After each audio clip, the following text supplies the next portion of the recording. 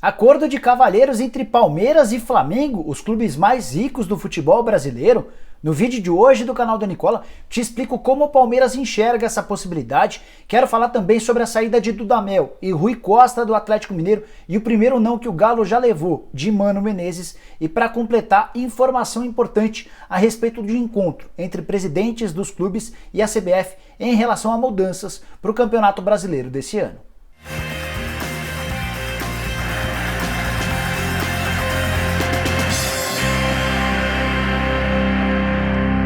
Fala aí pessoal, eu sou o Jorge Nicola, bem-vindo a mais um vídeo do canal. E antes de passar as informações que eu prometi agora há pouco, quero dar um toque para quem gosta de futebol e tá a fim de ganhar uma grana extra. É que o SPM 365, o fantasy mais legal que existe no mercado de futebol, permite a você ganhar um dinheiro se você mandar bem nas escalações. Como é que funciona o SPM 365? Você escolhe um campeonato que quer brincar e são vários os campeonatos. Premier League, Liga dos Campeões, Campeonato Italiano, Espanhol, tem brasileiro, tem estaduais, enfim, são vários os campeonatos. Você escolhe aquele em que quer jogar e a partir daí, a cada rodada você vai escalando os jogadores que você acha que vão mandar bem dentro de campo. Se esses caras confirmarem a sua expectativa, você vai pontuar alto e vai poder ganhar dinheiro no fim de cada campeonato. Para brincar, para começar a participar, é só pegar na descrição desse vídeo o link do SPM 365, você se cadastra, valida todos os dados e automaticamente já ganha $10 para começar a se divertir. Bora começar o vídeo falando sobre uma reunião que aconteceu na tarde dessa quinta-feira na sede da CBF com presidentes dos clubes da primeira divisão. A ideia era definir uma série de questões relacionadas ao campeonato que começa em maio. E a primeira definição se deu em relação à venda de mandos de campo. Você vai lembrar que nos últimos anos estava liberado a venda do mando de campo no momento que se quisesse. Na temporada passada houve um ajuste e somente nas rodadas finais os times não poderiam transferir suas partidas de dentro de casa para outros estados. Já para 2020 a coisa mudou. Está proibida a venda de mando de campo durante toda a temporada do Campeonato Brasileiro. O que isso significa? Que se, por exemplo, o Red Bull Bragantino quiser enfrentar o Flamengo no Mané Garrincha, isso vai ser proibido pela CBF. Isso vale para o Red Bull Bragantino ou para qualquer outro membro da primeira divisão do futebol brasileiro. Outra mudança importante diz respeito ao número de inscritos no Campeonato Brasileiro, também por times da Série A. Até o ano passado, cada time podia inscrever 45 jogadores. Para essa temporada, esse número baixou para 40. A ideia é dar uma reduzida para que os clubes gastem menos, mas em compensação, todos os times, todos os integrantes da primeira divisão vão poder mudar até 8 atletas inscritos. E essas inscrições, o prazo final para essas mudanças é em agosto dessa temporada. Também durante um encontro, a CBF sugeriu a possibilidade de uma discussão em relação ao limite de técnicos por cada clube. Mas isso nem foi levado adiante, nem houve votação para essa possibilidade, porque logo de cara a maioria dos clubes acabou entendendo que limitar o número de técnicos nesse momento não seria uma boa. Então seguiremos com a dança das cadeiras. E somente nesse ano, antes mesmo de a gente completar o segundo mês de temporada, 5 técnicos de times da primeira divisão já caíram. Alberto Valentim no Botafogo só durou 7 partidas, Cristóvão Borges, mesmo número de jogos pelo Atlético Goianiense, Guto Ferreira, 9 jogos no Sport, o Argel Fux caiu no Ceará com apenas 5 participações, 5 rodadas e por último o Dudamel, que era técnico do Atlético, demitido na última quarta-feira com 10 partidas disputadas.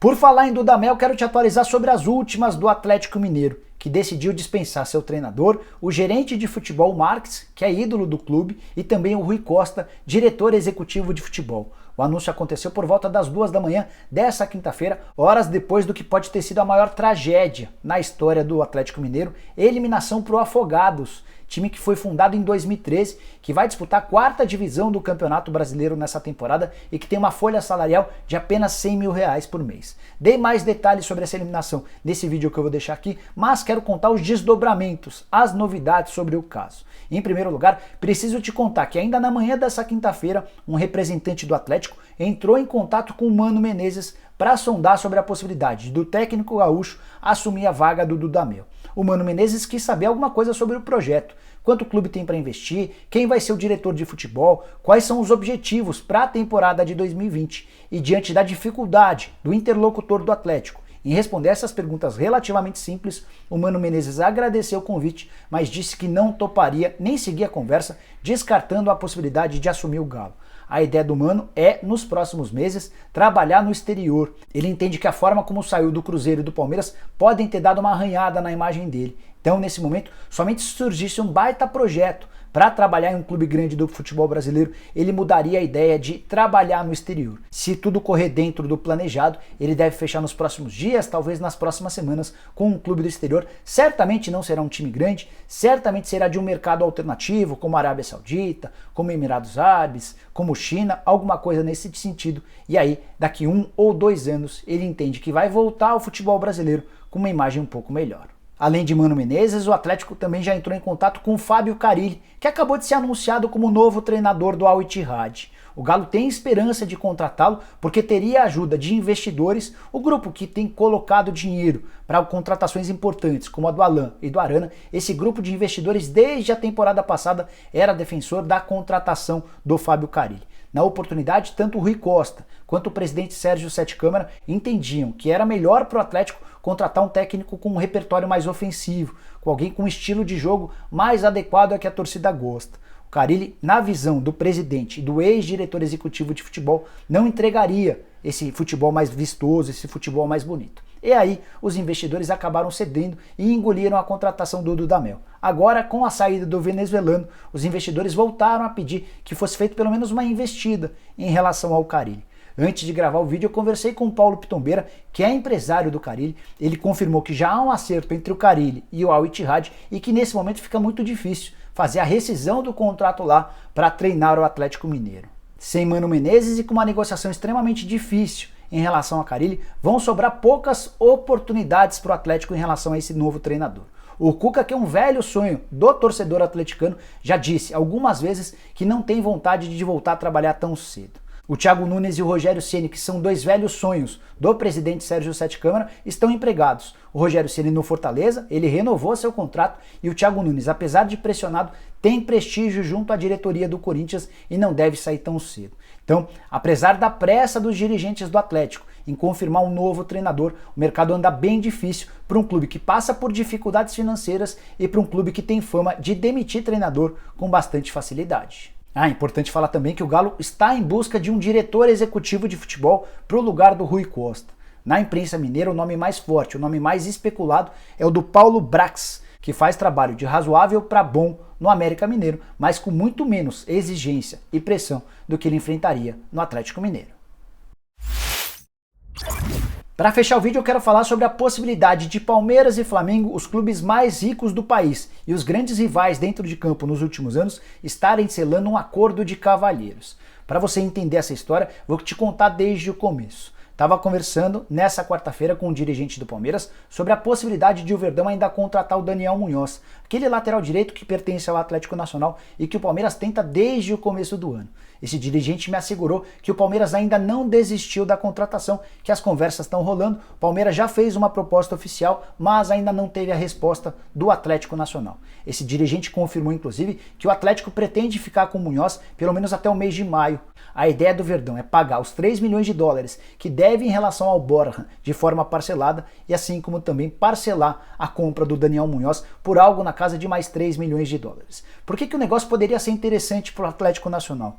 O Palmeiras alega que não há um prazo definido para o pagamento do Borja e que dessa maneira, fechando a venda do Munhoz para o Verdão, o Atlético Nacional receberia essa grana de maneira mais rápida, sem tanta discussão, sem ter, por exemplo, de levar o caso à FIFA como os colombianos já ameaçaram. Mas perguntei para esse dirigente palmeirense se a entrada do Flamengo nessa disputa não poderia prejudicar o Palmeiras, não poderia, por exemplo, causar um leilão e fazer com que o Munhoz se tornasse ainda mais caro. E aí, para minha surpresa, esse dirigente palmeirense revelou que existe um acordo de cavalheiros entre o Palmeiras e o Flamengo. De acordo com esse dirigente, o acordo começou lá atrás, quando o Flamengo contratou o Michael.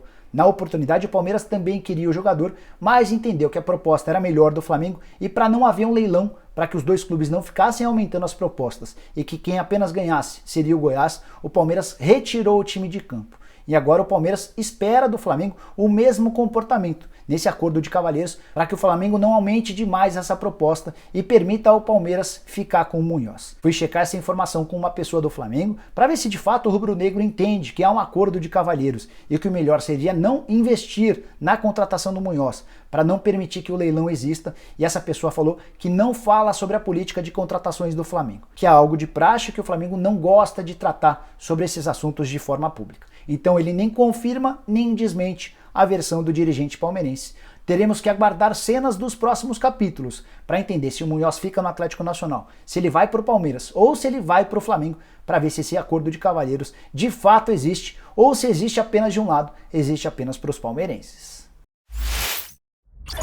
Bom pessoal, eram essas as informações que eu queria dividir com vocês. Espero que tenham curtido o vídeo e deem um like por aqui. Quem ainda não se inscreveu no canal do Nicola, é só apertar um botãozinho vermelho que sempre aparece por aqui ao longo do vídeo. Aproveita e também aperta o sininho para ser notificado toda vez que eu fizer vídeo novo ou live, e use o espaço para comentários para deixar sugestão de vídeo, para dizer o que você achou sobre tudo isso que eu falei. Ah, quem tem Instagram me segue por lá também no @JorgeNicola. Beleza? A gente se vê numa próxima. Até!